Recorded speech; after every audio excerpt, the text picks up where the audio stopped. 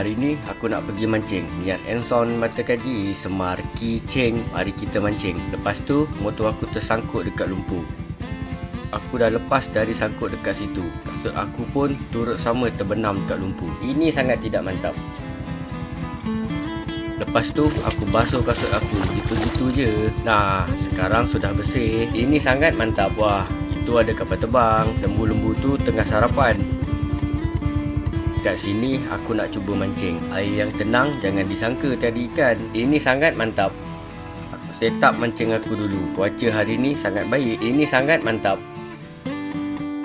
Aku pakai umpan cengkrik.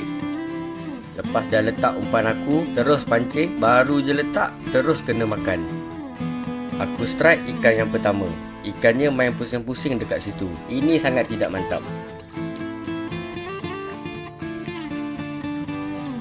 Saiz ikannya sudah golongan dewasa. Ini sangat mantap.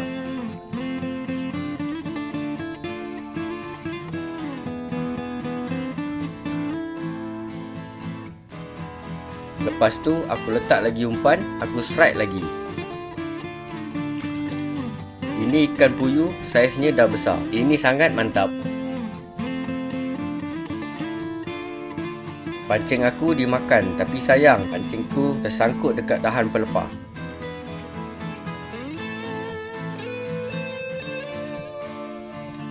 Aku tarik punya tarik, lepas tu putus. Ini sangat tidak mantap. Itu ada orang tengah kerja, lembu pula tengah makan. Ini sangat mantap. Cepluk.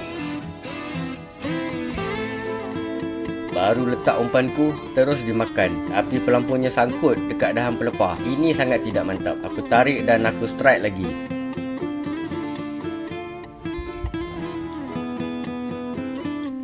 Mata kailnya terkena dekat pipi, bukan dekat mulut. Kalau dah rezeki, takkan ke mana. Ini sangat mantap.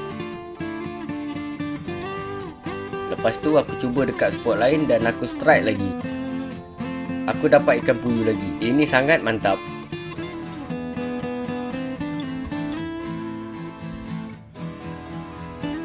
Wah, banyak betul ikan kat sini. Umpan aku dimakan lagi dan aku strike. Ini ikan tebal sisik. Ini sangat mantap. Cepluk.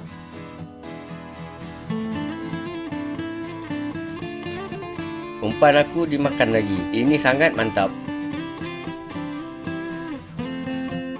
Aku strike. Aku dapat ikan tebal sisik lagi. Ini sangat mantap. Jadi ini ikannya. 2 ekor ikan puyuh, 4 ekor ikan tebal sisik. Ada abang-abang yang sedang mancing kat spot sebelah. Airnya hijau-hijau macam tu. Spotnya cantik. Ini pemandangan dari atas. Okey, bye.